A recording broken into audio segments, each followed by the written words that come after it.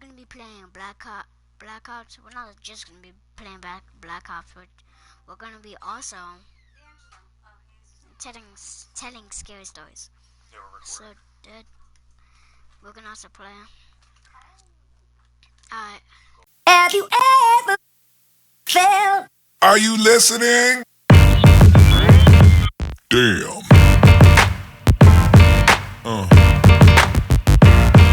Yeah. Really creeped me out. It's a true story, actually. So, my friend Ryan's cousin Wendy, she was from Wisconsin. Born and raised. Well, her parents ended up taking a job in New York when she was 13. She wasn't too happy. She had a lot of friends in Wisconsin. She didn't know anybody in New York, and New York just wasn't the friendliest of places. She noticed that people never smiled that much. Wasn't a huge fan. They moved into this, like 8-story apartment building. yeah. Because with New York, there's more apartments than there are houses. People live stacked on top of each other. Once she moved into her new house, she met a neighbor who was really friendly, an older lady, Miss Serena. She was about 5'3", had gray hair, blue eyes, was really nice. She had a cat named Max, and she was really nice to Wendy. In fact, she was old school, so she brought over cookies the first day they moved into the building. And Wendy said the cookies weren't that good, but Miss Serena was really nice. She would always say hi to her in the hallway, and after she'd go over to Miss Serena after school, knock on her door, take her trash out, just spend a little time with her. She was a lonely, she was a kind of a lonely old lady because she didn't have any family in the area.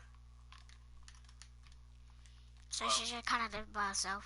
yeah, she lived by herself. And she had her cat Max, and you know she got by. But Wendy felt like, hey, she should keep her company. And to be honest, Wendy didn't really have any friends, so having somebody be nice to her, be around, that was really helpful.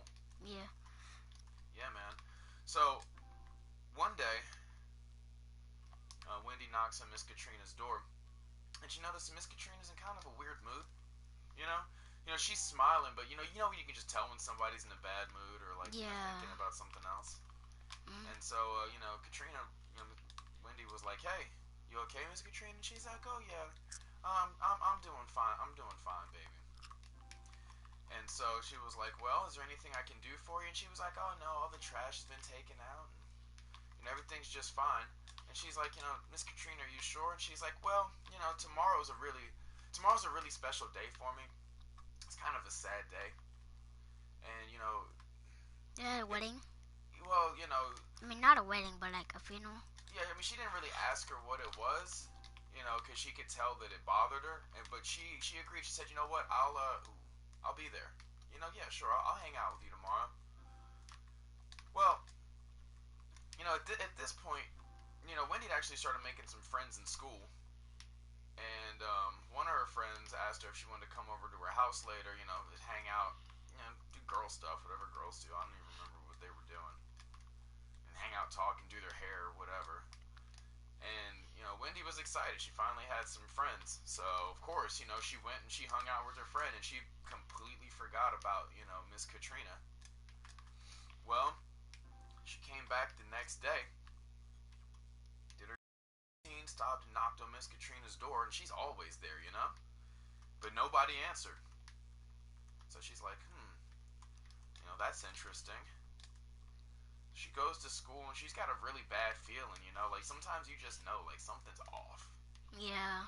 And so, she goes by Miss Katrina's later, and she knocks on the door and she knocks on the door, and Miss Katrina wasn't there, but she noticed that the door was unlocked. So she went in. She went to check on her. Miss Katrina's an old lady. So whenever old people who are typically there don't open their door when you knock, you should probably check, especially if that door is unlocked, because you don't know. Mm. inside though, and what she saw made her jaw drop. The apartment was completely empty. It looked like nobody had lived there in years. There was cobwebs. There was what looked like mice droppings on the floor. There was an old newspaper. It looked like, like not even like a homeless person had been sitting there. It looked like a completely empty apartment, which is really weird, considering that just a day ago, she had seen Miss Katrina's furniture. She had spent time with her and Max, and Miss Katrina was always making her, cookies and tea and things like that. So for all of a sudden, for all of her stuff to be gone, and for it looked like nobody had lived there, that was insane. So she went down to the super, that's the supervisor of the building, and she asked her, she's like, hey, did Miss Katrina move out? The lady in 103B. I knocked on her door. I haven't seen her in a couple days. I usually see her every day. I just wanted to check on her, make sure she's okay. Is she in the hospital? Is she moved? Like, what happened? And the supervisor just looks at her and he goes, excuse me? He goes, yeah, Miss Serena. And he was like, Serena Ajowski? And she was like, yeah, about this tall, gray hair, blue eyes, nice lady, has a cat named Max. And the super's face just turned white. And he goes, baby, I've been in charge of this project for the last 25 years. Serena Ajowski died 22 years ago. Dang. And she was like, oh my God, when? And he looks down at his watch. He goes, matter of fact, yeah, today's October 9th. That's the day that she died. She died October 8th. And as the super turned around, and she's like, wait, then he said that she died on October 8th. Wendy looked up in the mirror, and she saw Miss Serena wave back at her with her cat sitting next to her. Dang. Yeah. Freaked me out. I got a scary story today. A real scary story. Yeah? Dad, remember when I was always at the back house? Yeah? One time I was like home alone. Like, my mom went to go get something like at the store, and she came back and she's like, hey, and I was like, hi mom, you back? She's like, yeah. And then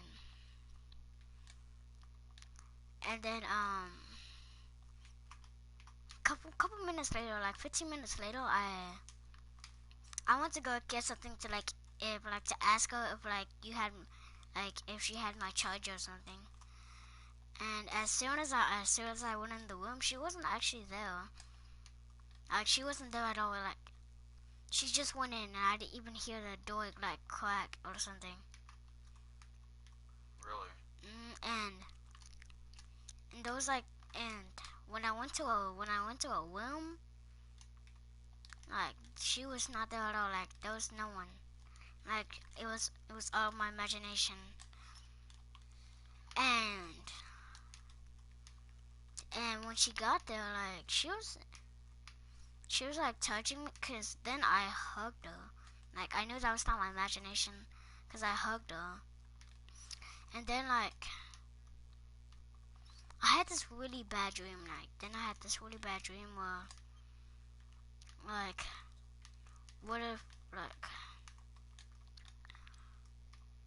like I was at my grandma's house, and my mom was there, like, dead, or like on the seat. I was like, what if?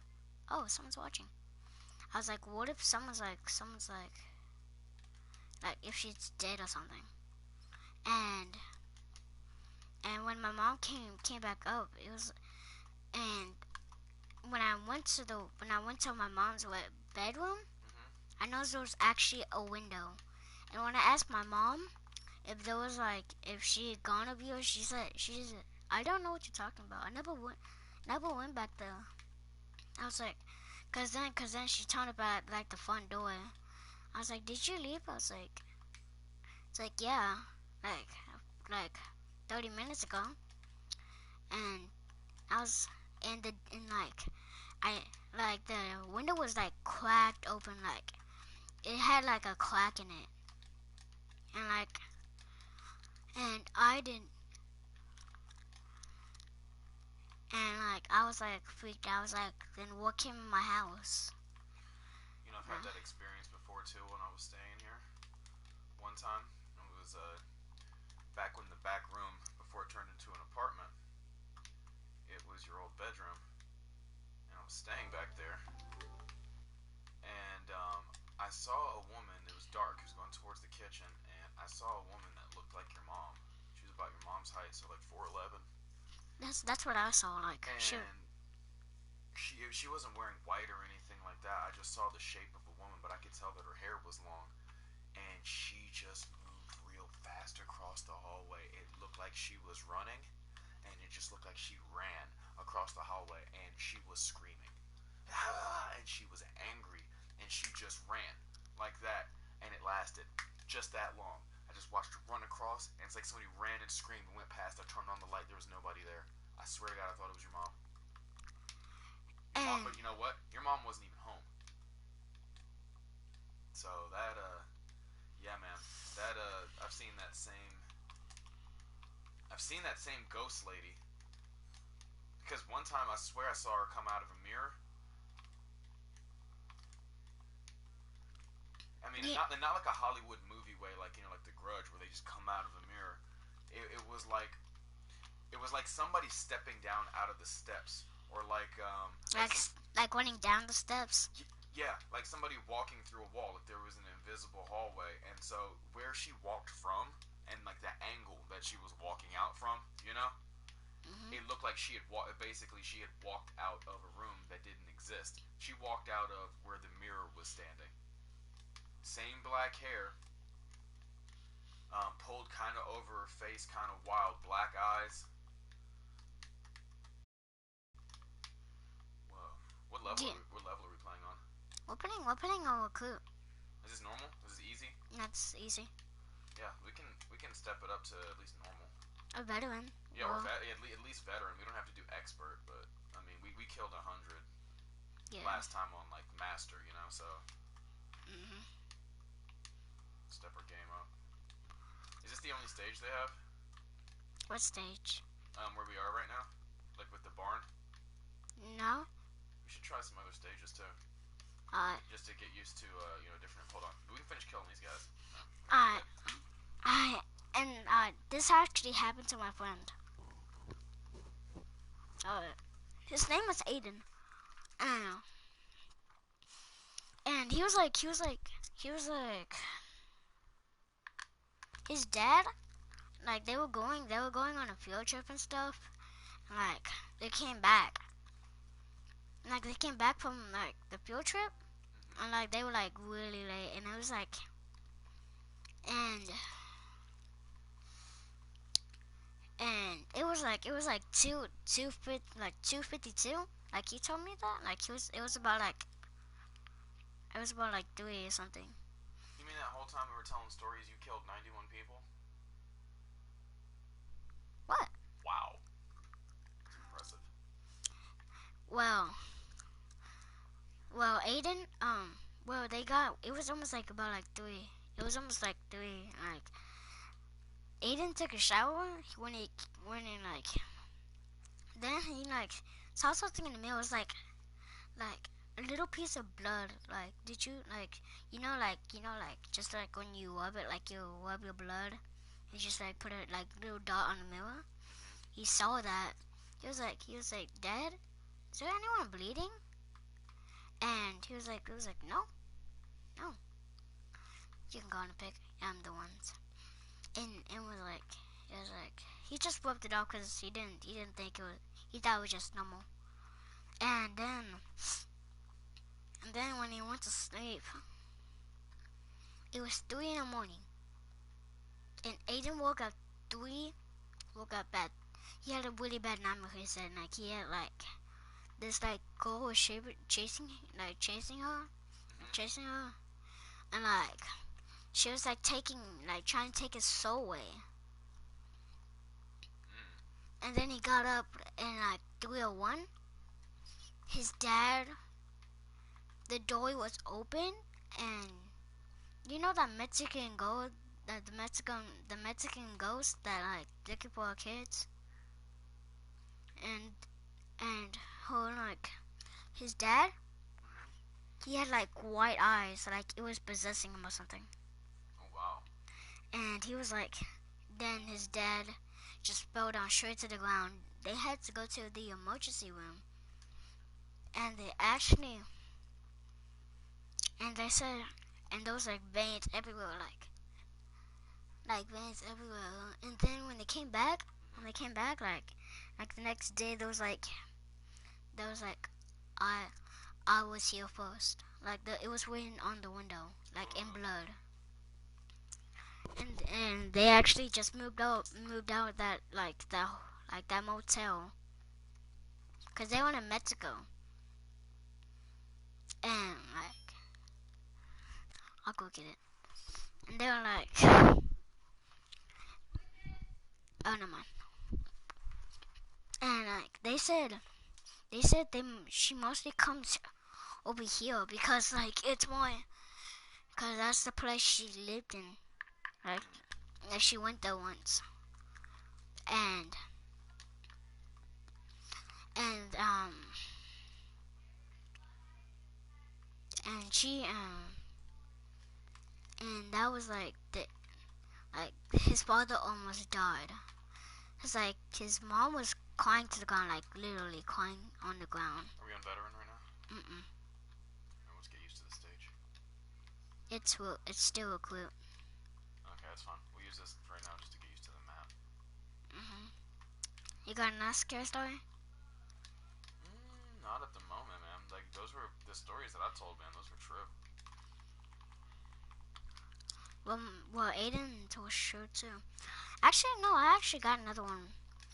It's not one of my friends, but like we had like an experiment going on at school, in writing class. I tell you the most scariest moment. And like she told it, and then I was like, it was like dark, like devilish. That was devilish. And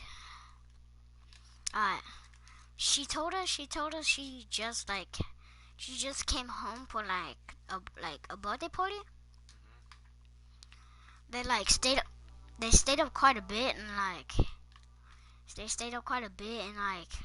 let's see, like they stayed, like it was the weekend still, but they went to the birthday party, and when they came back, like it was just normal. It was just like they were having a dinner, like they were having like cupcakes and all, and get back treats. And you know how like people on birthday, when they give bag treats, like watch TV or either play with the toys. Yeah. Well, she was opening one of her toys, and there was like it was one of her cousins. There was like a Barbie toy in there, like she's like, and the cousin was like 4 years old. So